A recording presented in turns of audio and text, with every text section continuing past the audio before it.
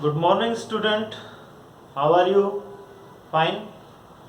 कल जो वीडियो या परसों जो वीडियो बनाया था उसमें हम विसरण के ऊपर चर्चा कर रहे थे। वीडियो थोड़ा छोटा था क्योंकि मेरे को पता नहीं लगा कि जो है मोबाइल बंद हो चुका है उसका कैमरा। ठीक है, तो आज जो है विसरण का जो छोटा सा टॉपिक बचा हुआ था उसे कंप्लीट करेंगे और पराशरण को पढ़ाएंगे। ठीक है, विसरण जैसा कि कल हमने बताया था आपको कि जितने भी प्रकार के पदार्थ जो होते हैं उन पदार्थों में के जो अणु होते हैं, ठीक है, पदार्थों के जो अणु होते हैं उन अणुओं में क्या उपस्थित होती है? गतिज ऊर्जा होती है। क्या होती है? गतिज ऊर्जा। ठीक है, और इसी गतिज ऊर्जा के कारण जो पदार्थ के जो अणु होते हैं वो क्या करते हैं? वो गति करते हैं इसी गतिज ऊर्जा के कारण। ठीक है, और विसरण का गतिज ऊर्जा से सीधा सीधा संबंध होता है। आप जानते हैं कि गतिज ऊर्जा के कारण जो है पदार्थ के अणु जो होते हैं वो गति करते हैं, और अगर इनकी पदार्थ के अणुओं की जहां सांद्रता अधिक है हमेशा वो अधिक सांद्रता से और कम सांद्रता की ओर गति करते हैं। ठीक है, विसरण अक्सर देखने को मिलता है हमें गैसीय पदार्थों में। अगर हम जलीय पदार्थों की बात करें या विलायक, विलेय आदि विलयन वगैरह की बात करें तो फिर ये जो विसरण जो टॉपिक है ये फिर किसमें बदल जाता है? पराशरण के अंदर चेंज हो जाता है। तो कल हम विसरण के ऊपर चर्चा कर रहे थे। बड़ी सिंपल सी परिभाषा है इसकी कि पदार्थ के अणुओं का अपनी उच्च सांद्रता से और निम्न सांद्रता की ओर गति करना जो होता है वो क्या कहलाता है? विसरण कहलाता है। ठीक है, पदार्थ के अणुओं का अपनी अधिकतम सांद्रता से और कम सांद्रता की ओर गति करना जो होता है, मान लीजिए कि अधिक सांद्र क्षेत्र है, ठीक है, और ये कम सांद्र क्षेत्र है, तो अधिक सांद्रता वाले क्षेत्र से और कम सांद्रता वाले क्षेत्र की ओर जो गति करने की जो प्रोसेस होती है, प्रक्रिया जो होती है, वही क्या कहलाती है? विसरण कहलाती है। ठीक है, और विसरण को प्रभावित करने वाले जो कारक थे उनमें से हमने पढ़ा था पहला कि विसरण जो होता है वो किसके कारण प्रभावित होता है?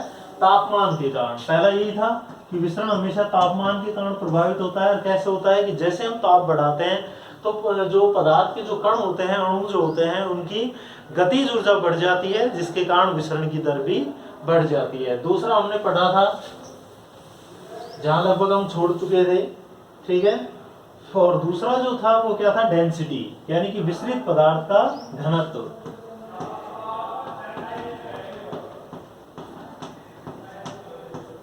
विसरित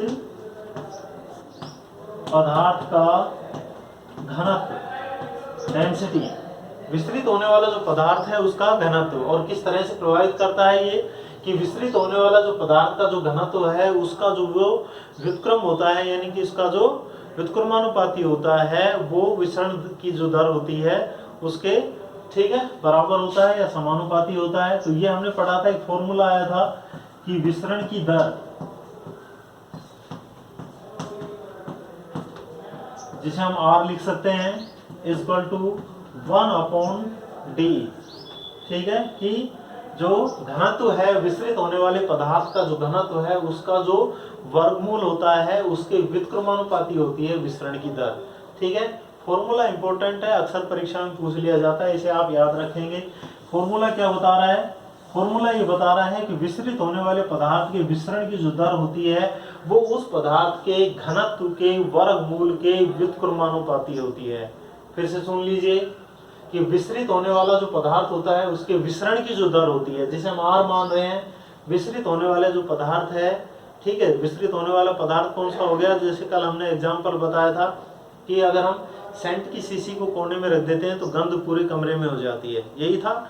तो सेंट से निकलने वाली जो फ्रेगनेंस है, जो खुशबू है, वो क्या हो गई? विसरित होने वाला पदार्थ हो गई। ठीक है, तो विसरित होने वाले पदार्थ के विसरण की जो दर होती है वो उस पदार्थ के घनत्व के वर्गमूल के व्युत्क्रमानुपाती होती है।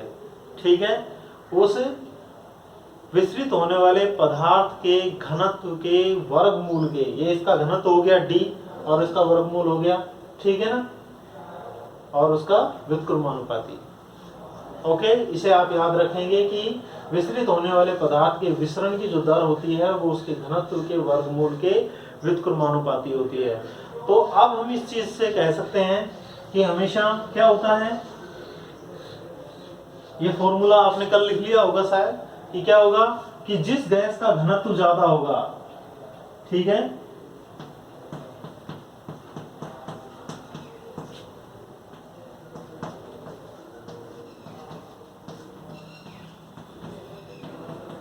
जिस गैस का घनत्व ज्यादा होगा, दिमाग लगाइए और मुझे बताइए कि अगर किसी गैस का घनत्व ज्यादा है तो उसके विसरण की दर कम होगी या अधिक होगी।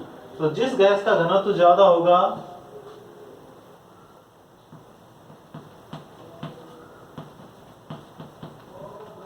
उसके विसरण की दर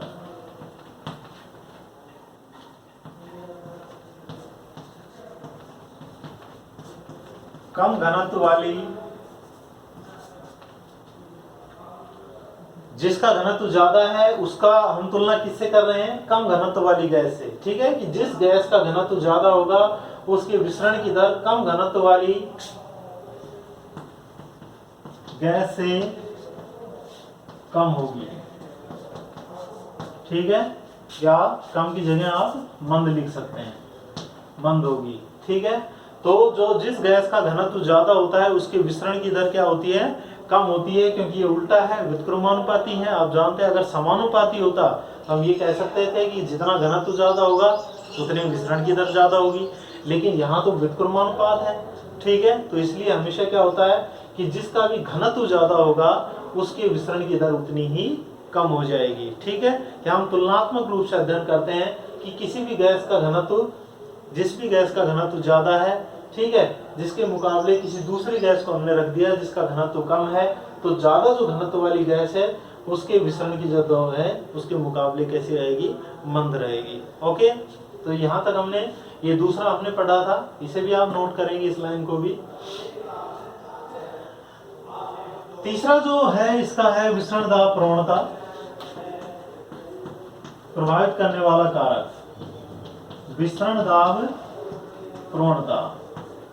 ठीक है, विसरण दाब प्रवणता से हम कह सकते हैं कि हमेशा क्या होता है कि जिनकी सांद्रता अधिक होती है, ठीक है, यानी कि जो पदार्थ के जो कण होते हैं वो हमेशा उच्च सांद्रता वाले स्थान से और निम्न सांद्रता वाले स्थान की ओर गति करते हैं, क्योंकि विसरण दाब जो होता है वहीं उसी क्षेत्र में ज्यादा लगता है जहां पर गैस के अणुओं का घनत्व ज्यादा होगा। ठीक है, जहां पर गैस के अणुओं का घनत्व ज्यादा है वहां विसरण दाब भी अधिक होगा, और इसी कारण क्या होता है, विसरण दाब जो प्रवणता होती है, जो एक स्थान से दूसरे स्थान की ओर जो कणों का प्रभाव होता है वो हमेशा किधर से किधर होगा, उच्च सांद्रता वाले क्षेत्र से और कम सांद्रता वाले क्षेत्र की ओर। तो ये तीन चीजें थी जो प्रभावित करती हैं हमें विसरण को, तापमान, विसरित होने वाले पदार्थ का घनत्व और विसरण दाब प्रवणता। ठीक है, तो आज ये कुछ छूट गया था कल, इसे याद रखेंगे आप।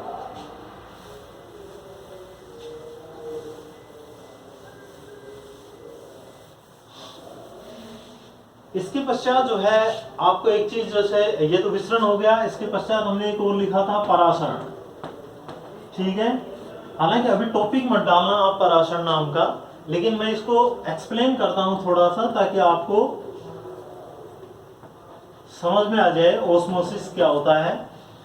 एक्चुअल में क्या होता है कि ओस्मोसिस यानी कि परासरण जो होता है एक प्रकार का विसरण ही है, लेकिन परासरण को समझने से पहले हमें किसे समझना होता है, एक टॉपिक समझना होता है जिसे हम कहते हैं पारगम्यता, परमेबिलिटी, पारगम्यता। इसे समझना बहुत जरूरी है। ठीक है, तभी हमें क्या समझ में आएगा, परासरण आएगा। गौर से सुनना, इंपॉर्टेंट चीज है पारगम्यता। पारगम्यता का मतलब होता है कि किसी कोशिका झिल्ली जो होती है, हमेशा विसरण जो होता है वो तो स्वतंत्र होता है हमेशा, ठीक है, उसके लिए किसी माध्यम वगैरह की आवश्यकता नहीं हो सकती। लेकिन यहाँ परासरण के लिए क्या होता है कि एक हमें झिल्ली की आवश्यकता होती है, और इसके तरफ अलग घोल होता है, अलग सांद्रता वाला घोल होता है, इधर अलग सांद्रता वाला घोल होता है। ठीक है, तो परासरण भी एक प्रकार का विसरण है, लेकिन उसके मध्य में क्या चाहिए, हमें एक झिल्ली की आवश्यकता होती है। तो इसी झिल्ली से संबंधित जो टॉपिक है वो है पारगम्यता। पारगम्यता की परिभाषा अगर बताएं हम आपको कि कोशिका झिल्ली का वह गुण या किसी भी परत का, कोशिका झिल्ली का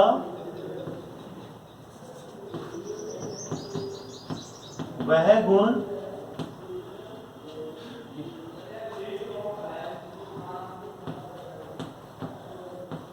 जिसके कारण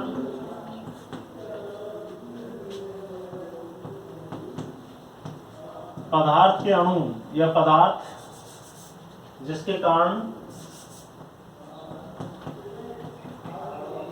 कोई भी पदार्थ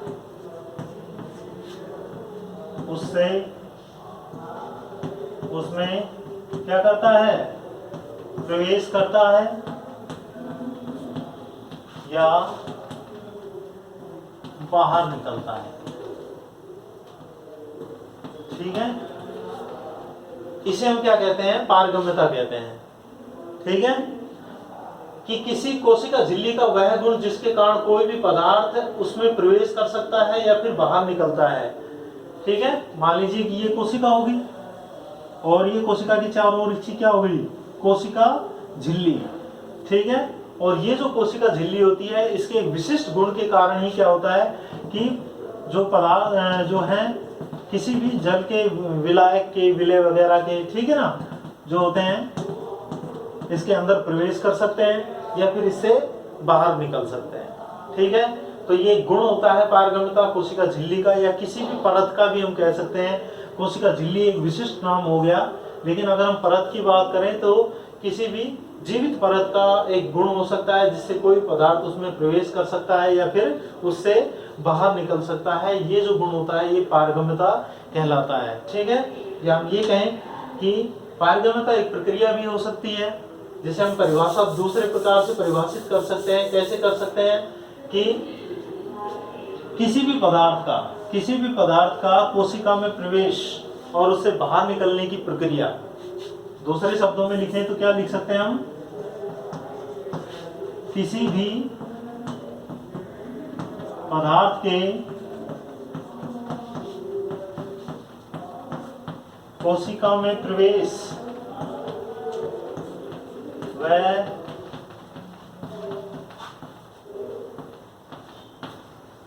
बाहर निकलने की प्रक्रिया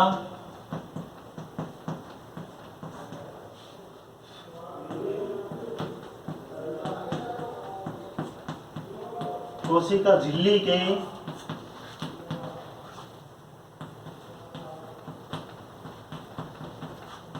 विशिष्ट गुण के कारण होती है।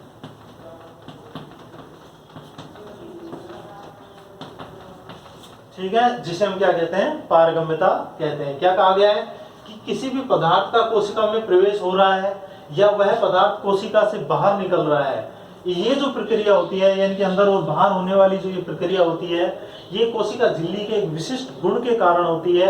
और इसी गुण को हम किस नाम से जानते हैं, पारगम्यता के नाम से जानते हैं, परमेबिलिटी के नाम से जानते हैं, पारगम्यता के नाम से जानते हैं। आई होप आपको ये चीज समझ में आई होगी, और समझना भी बहुत जरूरी है कि पारगम्यता है क्या। तो पारगम्यता कोशिका का एक गुण होता है, या इसी गुण के कारण कोशिका के अंदर जो पदार्थ होते हैं, ठीक है, पदार्थ के जो अणु वगैरह होते हैं, जल है, विलय विलायक जो भी हैं, वो सब कोशिका के अंदर प्रवेश कर सकते हैं और उससे बाहर निकल सकते हैं। आई होप आपको समझ में आया होगा। नोट करना इन दोनों ही परिभाषाओं को। ठीक है, स्क्रीनशॉट लेके कर लिया करो। अब इसके पश्चात जो अगला जो नेक्स्ट जो टॉपिक है, इसी पर हम बात करते हैं कि पारगम्यता जो होती है उसके आधार पर जो झिल्लियां होती हैं वो कई प्रकार की हो जाती है।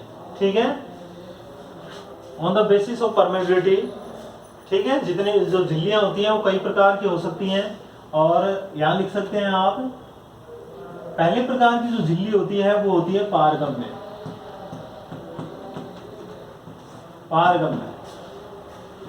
इन झिल्लियों के इन विशिष्ट गुणों को समझने से पहले एक छोटी सी चीज और आपको समझनी होगी, वो जो कि आप केमिस्ट्री में समझते हैं।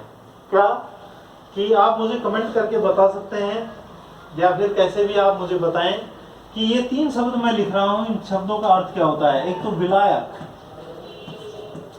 एक होता है विलय, और एक होता है विलयन। क्या इन शब्दों को आप समझते हैं? पारगम्यता और पारगम्यता के आधार पर झिल्लियों के जो प्रकार हैं उन्हें समझने के लिए इन तीनों शब्दों को समझना बहुत जरूरी है, विलायक, विलय और विलयन। आप जानते हैं कि विलायक का मतलब क्या होता है, जल।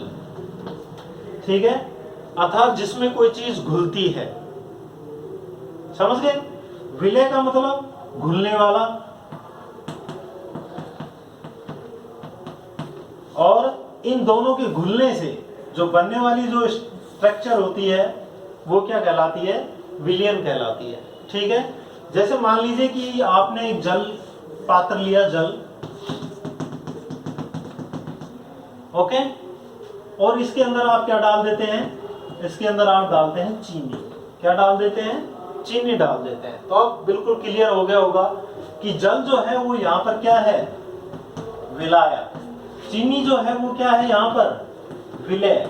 और इन दोनों के घुलने के पश्चात जो सॉल्यूशन तैयार हुआ है वो क्या हो गया? वो हो गया विलयन। Right, good.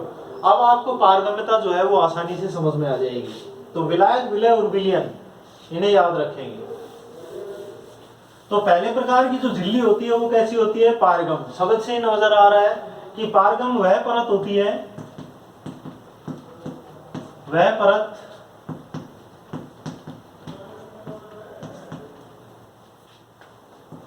जिससे विलायक व विलय, ठीक है, वह परत, जो लिख लो आसान हो जाएगा, वह परत जो विलायक व विलय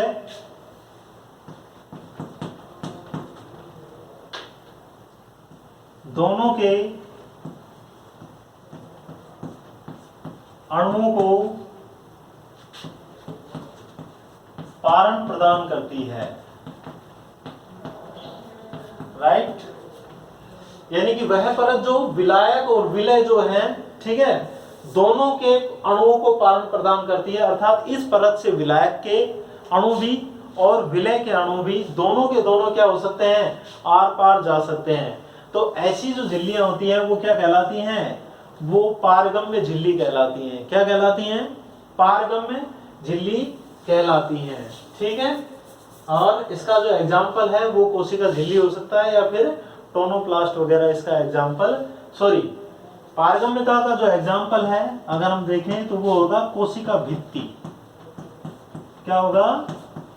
कोशिका भित्ति इसका एग्जाम्पल हो सकता है कि कोशिका भित्ति एक ऐसी परत होती है जिससे विलायक के अणु भी आ जा सकते हैं और विलय के अणु भी आ जा सकते हैं। राइट, दूसरा जो है पारगम्यता के आधार पर ही दूसरी जो झिल्ली होती है वो होती है चयनात्मक झिल्ली।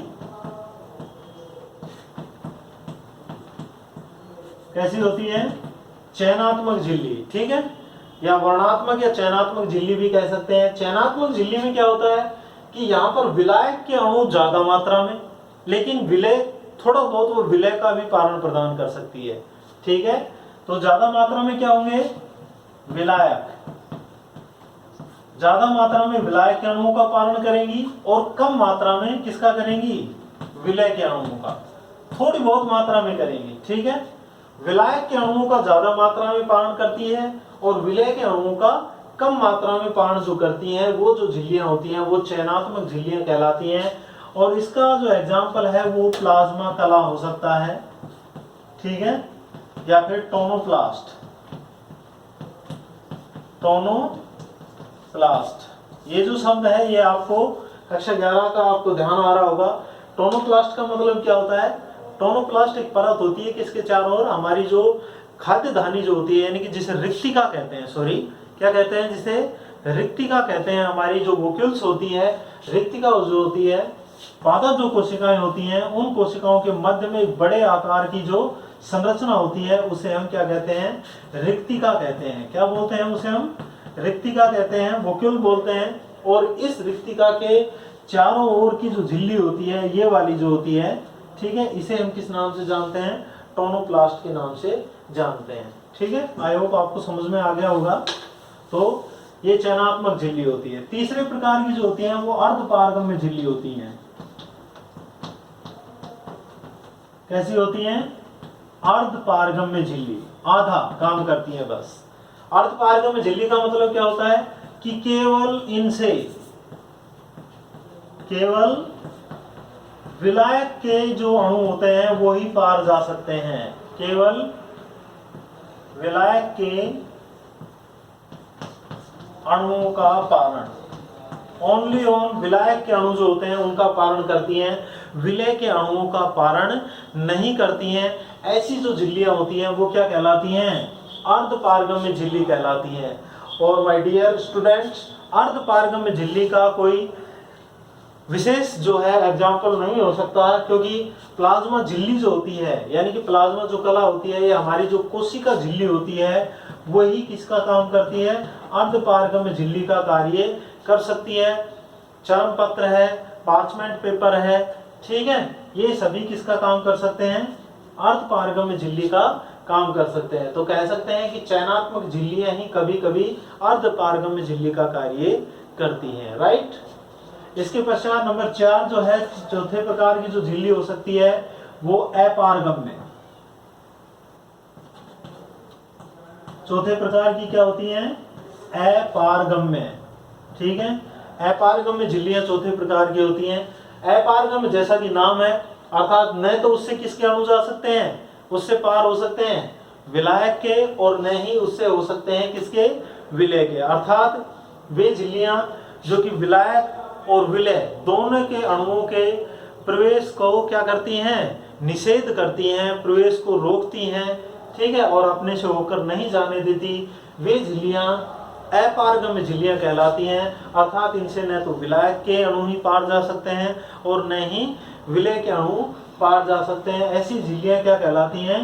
अपारगम्य झिल्लियां कहलाती हैं। और इसका जो बेस्ट एग्जाम्पल है वो हो सकता है हमारी जैसे कोर्क, ठीक है, हमारी जो कोर्क होती है वो इसका एक बेहतरीन एग्जाम्पल हो सकता है, जो कि हमारे द्वितीयक वृद्धि करने वाले, जो सेकेंडरी ग्रोथ करने वाले जो पादप होते हैं, अर्थात द्विबीजपत्री जो पादप होते हैं, उनमें छाल से पूर्व बनने वाली जो एक परत होती है, इस परत को हम कैम्बियम यानी कि कोर्क कहते हैं, कोर्क एधा, ठीक है। क्या कह सकते हैं हम इसे? कोर्क एधा या कोर्क कैम्बियम, ओके, ये इसका एग्जाम्पल हो सकता है। तो पारगम्यता आपको समझ में आ गया होगा। पारगम्यता किसी भी परत या कोशिकाओं का या कोशिका झिल्ली का एक विशिष्ट गुण हो सकता है, जिससे होकर पदार्थ के जो कण होते हैं वो उससे आर पार जा सकते हैं। और इसी गुण के आधार पर जो झिल्लियां होती है वो पारगम, चयनात्मक, अर्धपारगम और अपारगम्य प्रकार की होती हैं, ठीक है। समझ में आया? नोट कर लो एक बार।